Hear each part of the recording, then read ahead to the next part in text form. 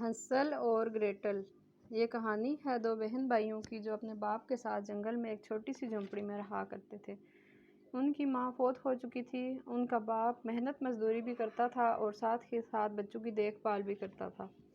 اس نے بچوں کی دیکھ بھال کے لیے دوبارہ شادی کرنے کا سوچا۔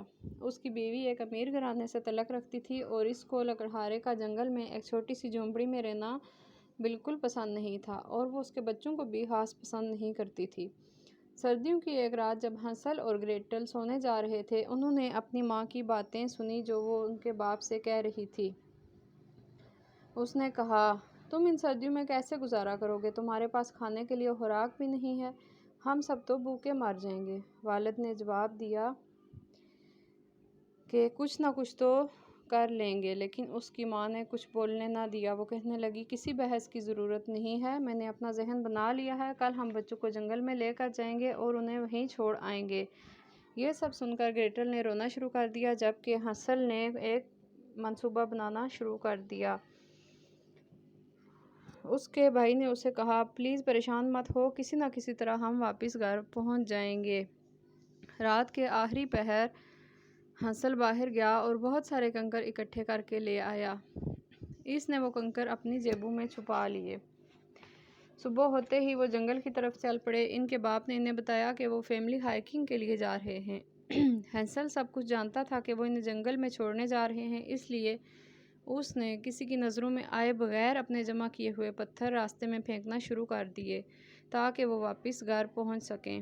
سپہر کے وقت ان کے ماں باپ نے آگ جلائی، بچوں کو اس کے پاس بٹھایا اور انہیں بتایا کہ ہم جلد ہی واپس آ جائیں گے، اور وہ چلے گئے۔ ظاہر ہے انہوں نے واپس تو آنا ہی نہیں تھا اور نہ وہ آئے۔ جب رات ہو گئی تو سردی بہت زیادہ بڑھ گئی اور جنگلی جانوروں کے بولنے کی آوازیں سنائی دینے لگیں۔ ہنسل اور گریٹل بہت زیادہ ڈر گئے تھے، لیکن انہوں نے تب تک آگ جلائی رکھی جب تک چاند پوری طرح روشن ہو جاتا، اور جب چاند پوری طرح روشن ہو گیا تو انہوں نے اپنے کنکر بچھائے ہوئے تلاش کرنے شروع کر دیے۔ وہ ان کنکروں کو دیکھتے ہوئے واپس گھر کی طرف چل پڑے اور جلد ہی وہ واپس اپنے گھر پہنچ گئے۔ ان کا باپ انہیں دیکھ کر بہت زیادہ خوش ہوا اور حیران بھی ہوا۔ ان کی سوتیلی ماں نے یہی دکھایا کہ جیسے وہ بھی بہت خوش ہے بچوں کو دیکھ کر، لیکن اندر ہی اندر اس کا فیصلہ ابھی تک وہی تھا۔ وہ بہت غصہ تھی کہ وہ واپس گھر کیسے آ گئے۔ 3 دن کے بعد سوتیلی ماں نے دوبارہ ان سے جان چھڑانے کا منصوبہ بنایا۔ اس بار اس نے ہنسل اور گریٹل کے کمرے کو باہر سے بند کر دیا اور انہیں کنکر اکٹھا کرنے کا موقع نہیں دیا۔ لیکن ہنسل ایک ہوشیار بچہ تھا۔ اس نے ڈبل روٹی کے ٹکڑے اپنی جیب میں چھپا لیے اور جب وہ جنگل میں جا رہے تھے اس نے وہ ٹکڑے راستے میں پھینک دیے۔ دوپہر کے وقت ان کے ماں باپ نے ان سے معذرت کی اور وہاں سے چلے گئے اور انہیں جنگل میں چھوڑ دیا۔ ہنسل اور گریٹل جانتے تھے کہ وہ اب واپس نہیں آئیں گے۔ شام ہونے سے پہلے انہوں نے واپس گھر جانے کا سوچا اور ڈبل روٹی کے ٹکڑے تلاش کرنے لگے تاکہ واپس گھر پہنچ سکیں۔ لیکن اس بار ان کی قسمت نے ان کا ساتھ نہیں دیا کیونکہ ڈبل روٹی کے سارے ٹکڑے پرندے کھا گئے تھے۔ گریٹل نے رونا شروع کر دیا اور اس بار ہنسل بھی اپنی مدد نہ کر سکا۔ وہ پہلی بار اپنے آپ کو اتنا بے بس محسوس کر رہا تھا۔ اس بار بچے بغیر کچھ کھائے پیے جنگل میں بھٹک رہے تھے اور 3 دن تک اسی طرح جنگل میں بھٹکتے رہے۔ تیسرے دن انہیں ایک خوبصورت پرندہ نظر آیا جو بہت پیاری آواز میں گانا گا رہا تھا۔ بچے تھوڑی دیر کے لیے اپنی بھوک پیاس بھول گئے اور پرندے کے ساتھ کھیلنے لگے۔ پرندے نے گانا گاتے ہوئے آگے کی طرف اڑنا شروع کیا اور بچے اس کے ساتھ ساتھ آگے بڑھنے لگے۔ پرندہ ایک مزاحیہ طرز کی جھونپڑی پر جا کر بیٹھ گیا۔ اس گھر کی دیواریں بریڈ سے بنائی گئی تھیں اور اس کی چھت کیک سے بنی ہوئی تھی اور کھڑکیاں کینڈی سے بنی ہوئی تھیں اور ہر طرف سے کریم نے اس گھر کو گھیر رکھا تھا۔ ہنسل اور گریٹل کو اپنی آنکھوں پر بالکل یقین نہیں آیا۔ یہ گھر بہت زیادہ مزیدار نظر آ رہا تھا۔ بچوں نے بلا دیا کہ وہ کتنے تھک چکے ہیں اور گھر کے اندر کی طرف بھاگنا شروع کر دیا۔ جیسے ہی انہوں نے اس گھر کو کھانے کی کوشش کی، اندر سے انہیں کسی کی آواز سنائی دی، "اف، کیوں ہمیشہ میرے گھر کے پیچھے پڑے رہتے ہیں لوگ؟" انہوں نے ادھر ادھر دیکھا اور انہیں ایک اور پیاری عورت نظر آئی دروازے پر۔ انہوں نے اپنی ساری کہانی اس عورت کو سنائی جس کو سن کر عورت بہت دکھی ہو گئی اور انہیں گھر کے اندر لے گئی۔ گھر کے اندر کی ہر چیز باہر سے بہت مختلف تھی۔ وہاں بہت اندھیرا تھا اور وہ اچھا محسوس نہیں ہو رہا تھا۔ لیکن کیونکہ بچے بہت تھک چکے تھے اور بھوکے تھے انہوں نے زیادہ توجہ نہیں دی۔ بوڑھی عورت ان کے لیے بہت سارے کھانے اور ڈیزرٹ لے کر آئی اور بچوں نے اتنا سارا مزیدار کھانا پہلی بار کھایا تھا۔ اس رات وہ بہت ہی نرم بستر پر بہت ہی پرسکون نیند سوئے۔ صبح جب وہ جاگے تو وہ بوڑھی عورت وہاں موجود نہیں تھی۔ انہوں نے اسے تلاش کرنا شروع کر دیا۔ گیلری کے آخر پر انہوں نے ایک چھوٹا دروازہ دیکھا۔ جب انہوں نے دروازہ کھولا تو وہاں بہت سے صندوق نظر آئے جو سونے اور جواہرات سے بھرے ہوئے تھے۔ یہ سب دیکھ کر وہ بہت حیران ہوئے اور اندر جا کر قریب سے جواہرات کو دیکھنا چاہا۔ اسی وقت انہوں نے دروازے پر بوڑھی عورت کی آواز سنی، تم لوگوں نے کیا سوچا تم یہاں کیا کرنے آئے ہو؟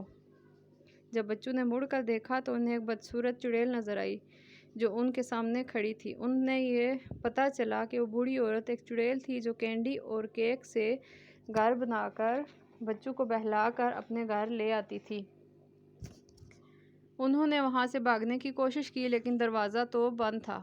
چڑیل نے ہینسل کو بالوں سے پکڑ کر گھسیٹا اور ایک پنجرے میں بند کر کے تالا لگا دیا اور گھسیٹ کر گریٹل کو کچن میں لے گئی۔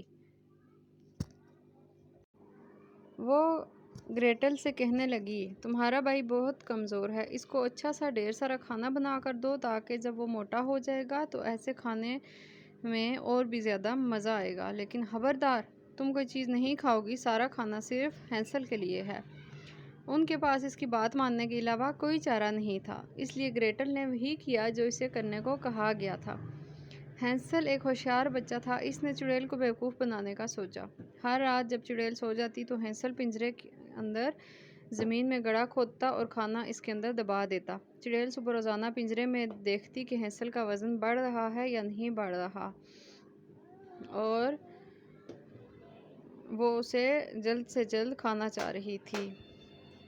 لیکن ہینسل بہت ہوشیار تھا، وہ کچھ بھی نہیں کھا رہا تھا جو اس کی بہن پکا کر لاتی تھی،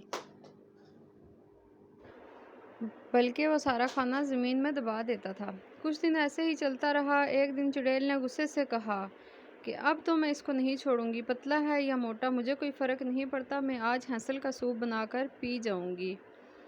اور گریٹل سے کہا کہ اوون میں جا کر دیکھو روٹی بن گئی ہے یا نہیں۔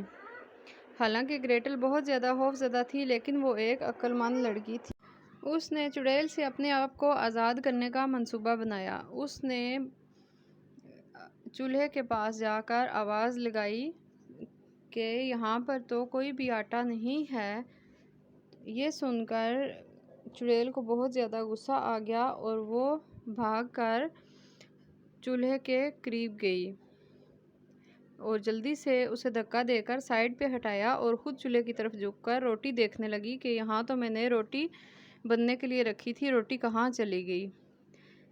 اسی ٹائم پہ گریٹل نے پوری زور لگا کر چڑیل کو چولہے میں دھکیل دیا اور چولہے کا دروازہ باہر سے بند کر دیا۔ چڑیل کے چیخنے کی زوردار آواز آئی اور پھر وہ وہاں جل کر مر گئی۔